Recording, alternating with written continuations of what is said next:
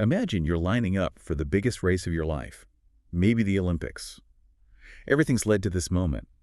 But then, right before the gun goes off, right before your massive IPO, you decide, let's shake up the whole coaching team. Sounds kind of crazy, right? Well, it certainly sounds dramatic, and that's pretty much what we're seeing here. Exactly. We're doing a deep dive today into this huge strategic leadership shuffle over at PRISM. The parent company behind OYO, this was just announced, October 10th, 2025. And look, this isn't just some minor tweak. We think it's absolutely key to understanding where they're headed globally and, crucially, how their upcoming IPO might play out. Yeah, you're absolutely right. This isn't just shuffling deck chairs, as they say. It's a really bold move by the founder, Ritesh Agarwal. He's essentially signaling very publicly, we're upgrading the engine. The whole point seems to be supercharging global growth and really sharpening the focus on execution, especially in key markets like Europe, Asia, and of course, the US. Okay, so let's unpack this properly. Maybe we should start with the name change, because PRISM itself is pretty new. The company that started OYO back in, 2012, Oravel Stays Ltd., they just became PRISM in September 2025. Why the new identity? Well, they basically outgrew the Oravel Stays name. And OYO, for most people, that means budget hotels. But the company's become so much bigger, way more complex than just that. They needed an umbrella name. Interestingly, they ran this huge global contest to find the name PRISM. Got something like over 6,000 ideas submitted. Wow, okay, and the name PRISM, the analogy is a crystal splitting light into a rainbow. Exactly. It's meant to symbolize this sprawling empire they've built. OYO is still the big name for budget stays, no doubt. But PRISM now officially holds all these other pieces, the premium brands, the companies they've acquired globally. Right, so under the PRISM umbrella, we've got, OYO, of course, but also big U.S. names like Motel 6 and Studio 6 run through G6 Hospitality. Yep, based out of Dallas, Texas. Yeah. And then you've got major European players, Belvilla, check my guest, over in France. And even made comfy down in Australia. That's it. So we're talking about a genuine global hospitality giant, operating in, over 35 countries now? It's a huge scale up from just budget hotels. It really covers the spectrum. Okay, so new brand, massive global scale. It makes sense then that the old leadership structure maybe wasn't cutting it anymore. Ritesh Agarwal is still clearly in charge, but it sounds like he wants his team focused on these big regions, Europe, Asia, the U.S., with laser precision, as they put it. That's the quote. Yeah, accelerate global growth with sharper execution. It's very direct. And you see that reflected immediately in who they've promoted. Look at Ankit Tandon. This is a huge step up for him. Tandon, okay. He's been around for a while, right? IIT Madras grad, over a decade with the company, previously ran OYO Vacation Homes. So what's his new gig? It's a massive dual role, actually. He's now the chief operating officer for the entire PRISM group globally. And at the same time, he's the CEO specifically for Europe. Whoa, hold on. Global COO and CEO of Europe. That's a lot. It is. It means he's overseeing operations everywhere, worldwide. But he's also got direct P&L responsibility for Europe, including the big UK hotel market. And crucially, he's overseeing the U.S. landscape via G6 Hospitality. So Motel 6 and Studio 6 fall under his broader operational view, even if they have their own CEO. That's fascinating.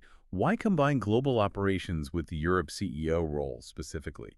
Is Europe seen as the key battleground? That's a really good insight. It might suggest that Europe, with its mix of hotels and vacation homes, is sort of the template for global efficiency. It's complex there. If Tandon can nail operations and strategy in Europe, maybe that model gets rolled out everywhere else.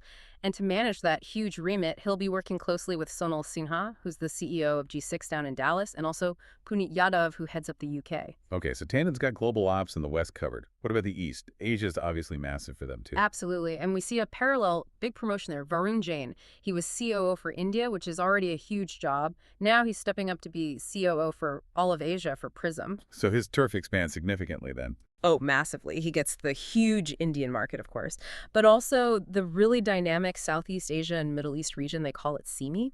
Plus, he takes on the German vacation rental business, Tom Ferienwohnungen. It's a really diverse portfolio. And he's still keeping an eye on those specialized Indian businesses, too, like Innovate and Weddings. That's right. Innovate is their co-working space. Weddings does event venues. So those still roll up under his Asia remit. It shows they're not ditching those potentially high-margin side businesses in India. He's got key people reporting in, like Pankuri Sakuja handling Innovate and Trom, and Nitin Gupta looking after the SEMI region. It's about regional expertise under a unified strategy.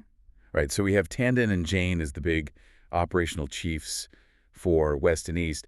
But, hospitality lives or dies on the customer experience. Who's making sure the guests are actually happy? That's critical, isn't it? That responsibility lands with Shreer and Godbol. He's the chief service officer. His entire focus is on, well, making sure guests have a good stay, keeping those satisfaction scores high. And I saw his role is expanding quite a bit, too.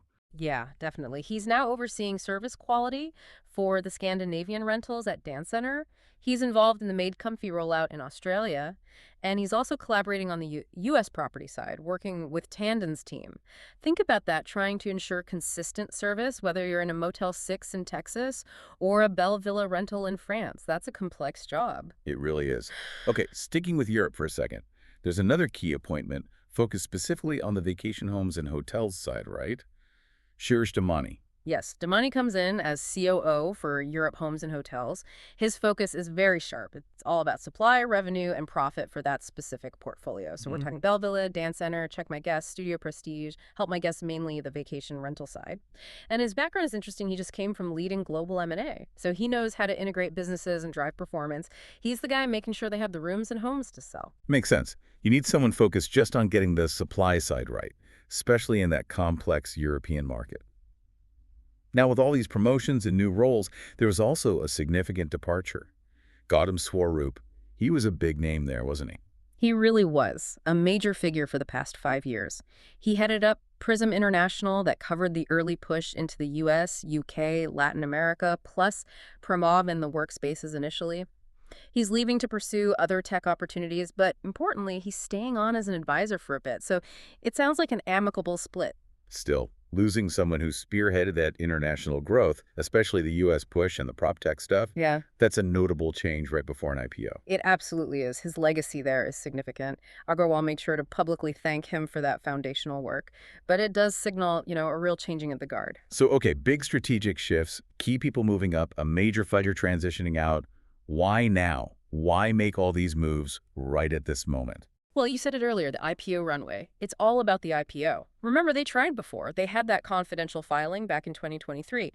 But market conditions, pandemic aftermath, whatever, it got shelved. Now they need to project strength, stability, and, frankly, aggressive readiness to investors. This restructure is designed to do just that. And they've got the numbers to back up that confidence now, right? Those provisional Q1 figures for fiscal year 26 look pretty impressive. Oh, they're strong, really strong. Net profits hitting over 200 crore, about $24 million US. Revenues climbed 47% to 2019 crore. That's solid growth. But the really eye-popping number is the gross bookings, isn't it? Up 144%? Exploding. Yes, 7,227 crore, so roughly $870 million USD in gross bookings value. That is serious momentum. That kind of hypergrowth is exactly why you need a leadership team like this Tandon, Jane, who can handle scaling up fast without things breaking. Right, you can't afford operational hiccups when you're growing that quickly and heading for public listing. Exactly. They're basically showing the market, look, the post-COVID travel boom is happening, and we're capturing a huge chunk of it. This leadership team is built to sustain that. And you can see where some of that growth focus is. The U.S. market seems like a huge priority, falling under Tandon's oversight. Yeah. Adding over 150 new hotels just in the first half of 2025, another 150 planned. That's putting serious resources into the U.S. Definitely. And they're not shy about it. You see those flagship properties like the OYO right in Times Square or the OYO Hotel and Casino in Vegas. Those are big, visible bets. It all feeds into the narrative for that Indian listing they're targeting. And the valuation they're reportedly aiming for is, well, it's ambitious. Up to $5 billion to $8 billion. That $8 billion high end is wow. Especially given where things were maybe a couple of years back. Can this leadership team convince investors they're worth that much? That is the multi-billion-dollar question, isn't it? Investors want to see the great numbers, which they have right now, but they also want confidence in the team executing the strategy. This shuffle, putting experienced internal leaders like Tandon, Jane, Godbol, Damani into these crucial spots, is Agarwal's way of saying, we have the right people, the right structure to deliver. Okay, so wrapping this up, this isn't just rearranging the org chart. It feels more like setting the final team for that Olympic relay race right before the starting gun for the IPO. PRISM is betting heavily that this specific group of leaders can really dominate globally, mixing that OYO budget foundation with all these newer, more premium offerings. I think that's a good way to put it. The whole strategy seems to be about using smart, localized execution driven by these leaders to grab as much of this travel rebound as possible. They want to be the place you go for any kind of stay, pretty much anywhere. It's about building that seamless global platform. Which brings us to a final thought for you, our listeners. PRISM's banking on this team to deliver stable growth and hit that potentially huge $538 billion valuation. But where does that growth really need to explode for them to justify the high end of that range? Which market, the established but complex Europe, the familiar ground of India, the high-potential US, or the fast-growing CEME region, really has to deliver spectacular results in the next, say, 6 months to make that $8 billion target seem realistic? Something to ponder.